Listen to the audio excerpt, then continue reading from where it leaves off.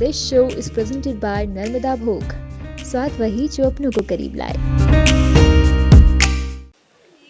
मुस्कुराइए, आप पगडंडी में हैं। हेलो हाय, मेरा नाम दीपांशु कुंवर है और आज मैं मौजूद हूँ हल्द्वानी के जोहार महोत्सव में। अगर यूँ कहूँ तो जोहार महोत्सव हमारी संस्कृति, हमारी सभ्यता, हमारी परिवेश की पहचान है, जो सच में अपने अंदर पहाड़ को जिंदा रखे हुए है।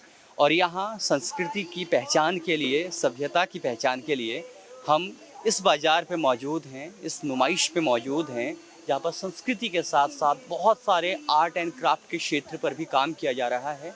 कुछ युवाओं के द्वारा, कुछ परंपरागत जो हमारे लोग हैं, जो हमारी संस्कृति पर काम कर रहे हैं, उनके द्वारा। तो आज हमारी कोशिश रहेगी उन लोगों से बात करने की जो यहाँ पर मोहब्बत बांटने का काम कर रहे हैं। और बहुत सारे लोग यहाँ मौजूद हैं, जहाँ पर मैं भी मौजूद हूँ। ये हैं रंगीत आर्ट सेंटर और शानू मेरे साथ हैं। बहुत पुराना परिचय इनसे रहा है, उस समय से रहा है जब ये पत्थर में आर्ट किया करते थे और आज दिन प्रतिदिन इनकी जो है आर्ट निखरती जा रही है। बहुत बहुत बधाइयाँ हैं आपको। Thank you. तो अभी किस तरह से काम कर रहे हैं आप? अभी तो जैसे स्टोन आर्ट है, मैं बहुत पहले से करती आ रही हूँ, तो ये तो मेरा हमेशा रहेगा। बाकी मैं अपना कॉन्सेप्ट निकालने की कोशिश करती हूँ, जो कि गैलरीज वगैरह में या आगे हम और नेशनल लेवल में लेके जाना है, जिसमें अपने व्यूज़, अपने थॉट्स दिखाती हूँ। तो वो पेंटिंग्स हैं, कुछ मैं कल्चर पे भी काम करती हूँ, जो इस तरीके के वर्क हैं जिसमें मैं उत्तराखंड की डेली लाइफ दिखाना चाहती हूँ। जैसे एक औरत है, तो ये नेचर के साथ कितना, हम पहाड़ के जो लोग हैं वो नेचर के साथ बहुत ज़्यादा इन्वॉल्व है ना, उनके मतलब नेचर तो उनसे अलग हो ही नहीं सकता कभी। तो ये है, जैसे ये है, इसमें मैंने दिखाया एक वुमेन का दिखाया है स्ट्रगल। ये मैं सीरीज़ पे भी वर्क कर रही हूँ। तो ये है, तो ये प्रिंट्स हैं इसके, ये वैसे डिजिटल वर्क है और ये मेरे ओरिजिनल काम के वो हैं, प्रिंट्स हैं। तो ये है, बाकी मेरे साथ के और भी लोग हैं, ये हम ग्रुप भी है हमारा आर्टिस्ट का। तो ये कुलदीप है और ये उनका डिजिटल आर्ट है। और ये जैसे ये सब डिजिटल आर्ट है, इन्होंने ये देखिए डिजिटली बनाया है और ये प्रिंट हुए। ये कुलदीप की आर्ट है जहाँ पर उन्होंने छोलिया मसकबीन को बनाते हुए दिखाया है। तो कुलदीप, आप कहाँ के रहने वाले हैं? आप? मैं वैसे हल्द्वानी का ही रहने वाला हूँ अभी। हाँ, कब से कर रहे हैं जो आर्ट का? मैं 2018 से, मैं ग्रेजुएशन हो गया था 2018 में, तो उसके बाद से मैंने इसी में आगे करियर बढ़ाया है। हाँ, एज ए प्रोफेशनल चल रहा हूँ मैं अब इसमें। हाँ, तो प्रॉब्लम्स फेस हो रही हैं? प्रॉब्लम फेस तो होती ही है थोड़ा। थोड़ा घर से नहीं मिलता सपोर्ट कभी कभी, तो घर वाले तंग होते हैं और फिर करना पड़ता है थोड़ा अपने को, थोड़ा वो करने के लिए। अपने तो ज़रूर लगता है, जैसे मैं भी बात भी कर रहे थे ऑफ द कैमरा, कि एक दौर है जिसमें क्या बोलते हैं, वो सफ़र करते हैं, थोड़ा प्रेशर रहता है ना जॉब्स वगैरह का, फिर तो थोड़ा अपना पैशन फॉलो करना मुश्किल हो जाता है। तो वही हम बात भी कर रहे थे अभी जब हम ऑफ द कैमरा मिले हुए थे, तो कि कोई एक इंसान को अपनी आर्ट को पहचानने में समय लगता है, लेकिन जब वो करते रहता है तो उसे अच्छा लगते रहता है। तो यही सेटिस्फेक्शन बहुत ज़रूरी है। पैसा तो आप कमा ही लेते हो, है ना, आप मतलब पैसा तो आप कमा ही लोगे। अगर आप काम करते जाओगे ना, तो ये जो काम है ना, ये एंडलेस पॉसिबिलिटी है, आप इसको कहीं तक भी ले जा सकते हो। जब तक आपको मज़ा आ रहा है किसी काम में आप तो कहीं भी जा सकते हो, मतलब उसके तो सीमा ही नहीं है। ये है मेरा मानना तो यही, क्योंकि मैं ज़ीरो से स्टार्ट किया है विदाउट एनी सपोर्ट। तो आज इतना कर रहे हैं, अपना पूरा खर्चा हर चीज़ कर रहे हैं। तो जो छोटे छोटे पत्थर हैं, इसमें आप हमें पहाड़ दिखा रहे हैं, इसमें मकान दिखा रहे हैं, तो इससे बेहतरीन काम कुछ नहीं हो सकता। बहुत बहुत शुभकामनाएं, बहुत बहुत थैंक यू। यहाँ वेस्ट पे भी कुछ प्रोडक्ट है हमारे। अच्छा अच्छा, ये थोड़ा एनवायरमेंटल वेस्ट पे वर्क करते हैं ना। ये बताओ। आपने बनाया हुआ है, कृतिका नाम है आपका? रितिका नाम है आपका। तो क्या मोटो है इसे बनाने का? ये मैंने उत्तराखंड के कल्चरल उसको ही लेके बनाया है। जैसे मैंने थोड़ा बहुत इसमें ट्रेडिशन को शो करते हुए और पीछे थोड़ा मोनाल वगैरह को, उस चीज़ को डिफाइन करा है। तो आप भी हल्द्वानी के ही रहने वाले हैं? हाँ। तो बहुत अच्छा काम कर रहे हैं और सबसे अच्छी खूबसूरत बात ये लग रही है कि आप सभी लोग मिलके यहाँ पर काम कर रहे हैं। काविश मेरे साथ है, मेरे पुराने मित्र हैं, और एक अलग तरह की आर्ट यहाँ देखने को मिलती है। तो क्या क्या बनाया हुआ है? सबसे पहले तो अगर आप यहाँ पे देखेंगे तो बेसिकली जो हम लोग के जो धारचूला में रंग कम्युनिटी है, उसको ड्रेस को हाईलाइट करने के लिए मैंने यहाँ पे कुछ डिजिटल वर्क्स करे हैं। एंड फिर उसके बाद यहाँ पे बुकमार्क्स में भी काम किया है। एंड फिर कुछ डूडल वर्क में है। एंड बेसिकली मेरा कैरिकेचर कस्टमाइज्ड वर्क में भी मैं काम करता हूँ, तो उसी में ही मेरा अभी मेन फोकस इसी में ही काम के लिए है। जी। आर्ट हम लोग को जोड़े रखती है, हाँ जी। क्योंकि हमारी मुलाकात 4 साल पहले हुई थी आज से, जी। लेकिन आज 4 साल बाद फिर से एक आर्ट के दौरान मुलाकात हो रही है। क्या बात है, बहुत बहुत बधाइयाँ, बहुत बहुत शुभकामनाएं Thank आपको। you. तो ये वास्तव में हमारा पहाड़ है, जहाँ पर आर्ट है, जहाँ पर फोक है, जहाँ पर कल्चर है। और जब आर्ट की, फोक की, कल्चर की बात आती है तो वहाँ पर पगडंडी आपके बीच पर मौजूद रहती है। फिलहाल हमारे साथ है यहाँ प्यारा सा हमारा परिधान, जिसे भोटी कहते हैं, जिसे बहुत लोग ये पहनने के कार्य में लाए जाते हैं। और विशेषतः जिन क्षेत्रों पे बहुत ज़्यादा जाड़ा होता है, ठंड होती है, वहाँ पर इसका एक विशेष महत्व देखा जाता है। समय बदला, परिस्थितियाँ बदली और ये जो मोड है वो भी बदला, लेकिन नहीं बदली हमारी पहचान, हमारा परिवेश। और आप देख सकते हैं आज भी सशक्त रूप से, सशक्त उदाहरण के रूप पर ये चीज़ें हमें देखने को मिल रही हैं। एक नई चीज़ और हम आपको दिखाने वाले हैं आज, ये है वाई फ्रॉम रंच। ये एक थोड़ा नई चीज़ हमें देखने को मिल रही है। हेलो मैम, क्या नाम है आपका? पूजा, ये मेरे पापा का है। वो बताएंगे। आप देखिए। डॉक्टर के पंक्ति है। हेलो पंक्ति जी, कैसे हैं आप? हाँ नहीं, बहुत बढ़िया। आप बताइए। कुछ जैसे हम यहाँ पर आए हुए थे तो कुछ नया देखने को मिला, तो उत्सुकता बनी रही हमारी भी, हमारी ऑडियंस की भी। तो क्या चीज़ है, कैसे काम कर रहे हैं और क्या फायदे? ये एक्चुअली बॉटनिकल प्रिंट हम करते हैं। मेरा जो वो है, इसका कंपनी का नाम है रांच है। रांच का मतलब ये है कि जो पहाड़ी लैंग्वेज है, पहाड़ी लैंग्वेज में जो लूम होता है, लूम कपड़े बनाने वाला लूम, उसको रांच बोलते हैं। रांच में ही सारे कपड़े बनते हैं, चाहे वो सिल्क का है, कॉटन का है, ऊल का है, जब का। तो हमने इसका नाम रांच रखा है कि उससे बुने हुए चीज़ों को हम कलर करेंगे। तो ये बॉटनिकल कलर हमने ये कॉन्सेप्ट है कि जितने की पेड़ पौधे के पत्ते हैं, फूल है, छाल है, जड़ है और उसके छोटे छोटे कोपल हैं, ये है ये। तो इससे हम जो इसमें नेचुरल कलर होते हैं उसको हम फैब्रिक में या फिर पेपर में उसको ट्रांसफ़र करते हैं। उसको सीधे ट्रांसफ़र करके उसके हमने जैसे ये है, ये इसमें पत्ते हैं, ये सब ये है ना, ये पत्तों। अच्छा, हर पौधे का पत्ता डिफरेंट होता है। हर पत्ते का दो पहलू होता है, एक उसको हम सन साइड बोलते हैं, एक मून साइड बोलते हैं। एक उल्टा होगा, एक सुलटा होगा। दोनों तरफ का जो कलर है वो डिफरेंट होगा, है ना। इसी तरह से हर पत्ते का जो कलर है वो भी डिफरेंट होगा। कोई पत्ता आपको रेड कलर टिंच देता है, तो कोई ग्रीन का देता है, कोई येलो देता है, तो कोई तो थोड़ा सा ब्राउनिश देता है। लेकिन काफ़ी ऐसे हैं जो कलर देते नहीं हैं। जो कलर नहीं देते हैं उसका भी हम यूज़ करते हैं, उसको कॉन्ट्रैक्ट में बना देते हैं। तो जैसे ये है, अब इसने कलर तो दिया नहीं, लेकिन हमने इसको कुछ कॉन्ट्रैक्ट करके ऐसा बना दिया कि पत्ते का शेप आ गया, लेकिन वो प्रिंट भी आ गया। तो आपके माइंड में कैसा आइडिया आया कि ऐसे कुछ काम होता क्या है कि जो कोविड में काफ़ी कुछ हुआ था, तो मैं रिटायर हो गया। रिटायर होने के बाद मैंने बॉटनी पढ़ी है। देन फिर मैंने बॉटनी के ये प्लांट केमिस्ट्री वगैरह ये पढ़ना शुरू किया। फिर वहाँ से फिर मैंने देखा कि लोग इस तरह से बाहर काम करते हैं, तो फिर मैं धीरे धीरे इस पे आया। फिर मैंने देखा कि देखिए, अभी पूरे दुनिया में सबसे ज़्यादा इफ्लुएंट या सबसे ज़्यादा जो पानी फेंकता है या जो एफ्लुएंट क्या बोलते हो, जो गंदे पानी को करते हैं, केमिकल का पानी होता है, ये कौन यूज़ कर रहा है? Textile industry. टेक्सटाइल इंडस्ट्री सबसे ज़्यादा वाटर का यूज़ करता है, और वाटर हमको बचाना चाहिए, है ना, फ्रेश वाटर की तरफ जाना चाहिए।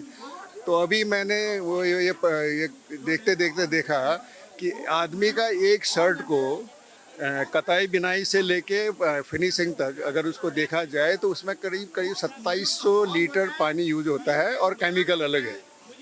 तो उन चीज़ों को हमको अवॉइड करना चाहिए। तो उस चक्कर में मैं ये फिर इसको कपड़ों में जो छपाई है, या आप देख रहे होंगे, इस पर आ गया मैं।